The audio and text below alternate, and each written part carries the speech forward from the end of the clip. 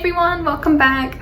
Lately, life has been pretty busy for me and I've been feeling unusually stressed, which is always a good sign that I need to do some journaling, which I haven't been doing for a while. So I want to show you exactly how I like to use journaling as part of my shadow work, and I'll also share some prompts with you at the end. In case you haven't heard the term, shadow work is the process of looking into your own mind to uncover and unravel all of the fears, insecurities, and limiting beliefs that hold you back in life. Your shadow is the unconscious part of your mind, so often when we go about our day and we have feelings, insecurities, or even thoughts come up that we don't want to deal with, we suppress them into our shadow. But the thing is, it doesn't just disappear, it still comes up and it'll influence you throughout the day. And you often experience this as procrastination, not starting something or avoiding something because of fear, or all kinds of other ways of self-sabotage. So when you find yourself acting in a way that goes against how you want to be, how you want to act, that's usually because of your shadow. This also can really affect your self-image. So if you see yourself in a very negative way, you're very self-critical, it's a big sign you have a lot of stuff that you need to deal with that you just haven't acknowledged yet. And journaling can really help with that. I know for me, it's been a lot going on lately. I've been sick for weeks and weeks and weeks. I've moved about 6 times this year and just have had no routine whatsoever. So I've definitely collected a lot of head trash I just haven't had the chance to deal with. So this is a great chance to do some mental decluttering, and I'll take you along with it. So take a minute if you want to get comfy. You can grab your favorite drink, you can put some nice cozy clothes on, and you can grab a journal like I have here. You can see this is my favorite one at the moment. It's really beautiful and pretty. You can also journal on your iPad or on your phone if you want, whatever is easiest for you. And I'll show you how I like to do my journaling sessions to help just unravel some of my thoughts and feelings and feel a bit more clear-headed afterwards.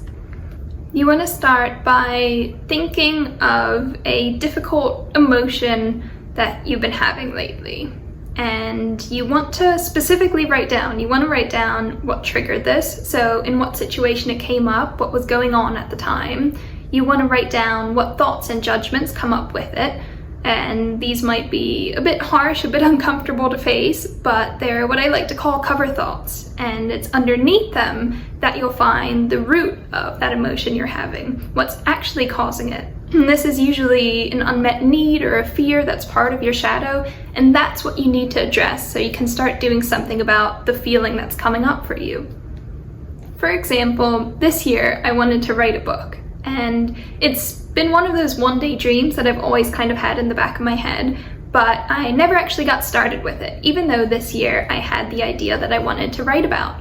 But I was avoiding starting it, I didn't really want to do it, and I'd always have thoughts pop up in my head like, oh, I could never really do that, I don't believe I'd be successful doing that, or what would others think? And then I'd immediately dismiss the idea of writing and I'd focus on something else. But what I wanted to do was write a book. So when I actually sat down and I listened to these thoughts and I let them just come out, even though it's very uncomfortable, I suddenly realized a lot of the fears and the insecurities that were holding me back. I thought, oh, I'm not smart enough to do this, or I'm not motivated enough, I'm not disciplined enough, I don't believe that I'll actually pull through to do this. And those are the thoughts that are really uncomfortable to face. They're what I call cover thoughts, because they're the kind of critical thoughts you have come up in your head that you just try to avoid. You don't want to go much deeper than that. You push them away, and that's that. But if you actually listen and you acknowledge them, you can see that there are very real needs underneath. For example, underneath all of this for me, I started asking why and challenging these thoughts. Why do I feel I'm not disciplined enough to write this book? And that's been affecting my self-confidence, for example. Then you can start to unravel that and see, oh, it's because, for example, I didn't stick to my word very much this year. I didn't achieve the things that I set out to. I didn't keep promises to myself. And suddenly you realize it's actually an issue of self-trust. And once you know that, that's what's behind all these critical thoughts. It's because you're lacking in self-trust. And this is great because once you realize that, you can start to do something about it. You can think, okay, if what I'm missing is self-trust to be able to achieve this goal, how do I grow my self-trust? And then you can sit down and think. And for example, you can start to set small achievable goals that you make a point of reaching to show yourself that you do what you say.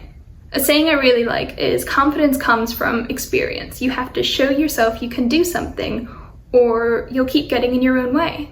So one thing I actually did is to start writing this month at the start of November, I decided at the same time I'm going to start running.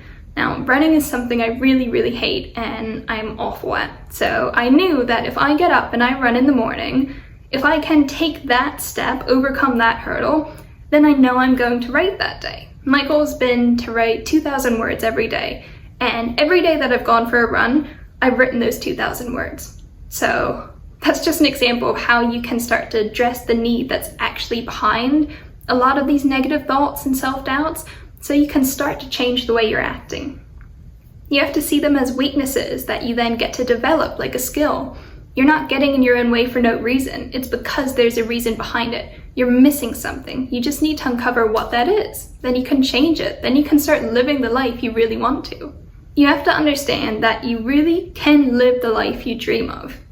You usually don't because you get in your own way, whether that's because of fears, insecurities, your limiting beliefs. You self-sabotage yourself, and you don't even know why. And this is why I really love journaling, because it helps you go inwards and look into your own mind and see what's actually going on, instead of just reacting to life and then realizing that years have gone by and you're not where you want to be. So if you're not acting in the way you want to, if you're not the person you want to be, then try to have compassion for yourself and go inwards, listen, try to understand why. Journaling is building a relationship to yourself, and like any relationship, it takes time and trust and practice. So in the beginning, it might feel awkward, and it probably will. You can treat it like you're talking to a friend. If it's been a while for me, I'll start my journal with, "Hey Zoe, how are you doing? How are you feeling? How are things in life right now?" And just take it from there. So the more you journal, the more comfortable you get with it, the easier it is to go into deep stuff and actually be vulnerable with yourself. As we go through life, we often suppress all the things we don't want to see about ourselves, whether that's emotions or fears, and we think that if we just push it away, that's that. But if you don't know what's going on inside your head, you'll constantly be fighting it. You'll be fighting all those thoughts and feelings, and journaling is a safe space where you can actually confront these things and grow from it. I often hear people say they don't want to journal because they just have too much in their head, too many thoughts, but that's part of it. And that's actually a great part of journaling as well, to be able to just dump out all of your thoughts, everything you're feeling with no order or structure to it, but just give it a place to be. Give it space to live on paper so then it's not stuck in your head. It's awful if you're going through your day and your head is so cluttered with everything you're dealing with that you can't focus on anything else. You don't feel present, and even more, you aren't able to do anything about thoughts and feelings you're having because you don't have the space in your head.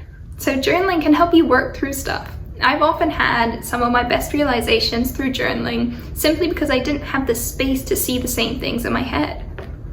Also, this is something that's so important. Don't be ashamed of your emotions.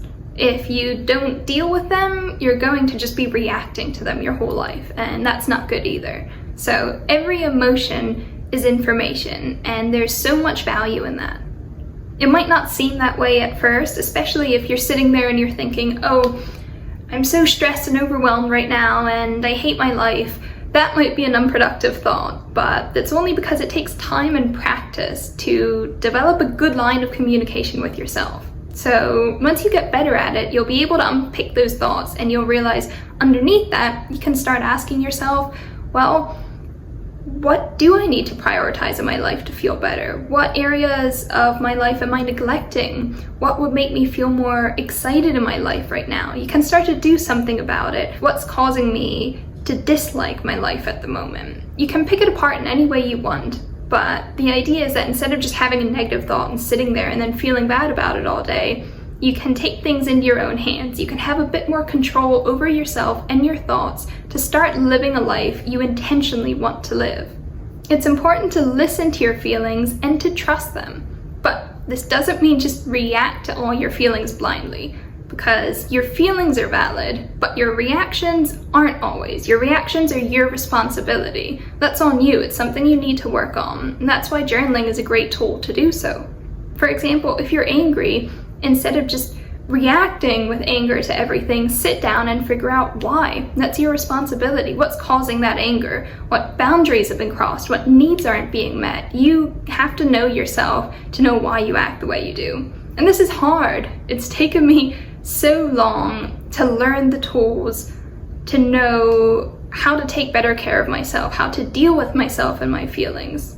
It's a process, so make sure that whatever you do, you're gentle, you're understanding with yourself, and you can kind of treat these parts of your mind like a child. They may be undeveloped and they may show up in immature ways right now, but the more you do this, the more they can develop, and you'll be able to express everything better. You'll be able to understand yourself better. You'll be more in control of yourself and your thoughts. Obviously, there are many ways you can journal. You can just dump all your thoughts and feelings on a piece of paper and have that be it. You can write your journal as if you're talking to a friend. You can have daily check-ins with yourself. You can explore specific thoughts and feelings. You can use journal prompts. But if you want to go deeper, if you want to understand who you really are, what kind of life you want to live, and where you get in your own way, then here are some of my favorite shadow work journal prompts. I'll put them on the screen here, and I'll also list them in the description for you to take a look at. But this is it. This is how I like to journal and how I like to use shadow work as a practice in that as well. So I hope you liked this video. Let me know what you think in the comments, and I'll see you next time. Bye.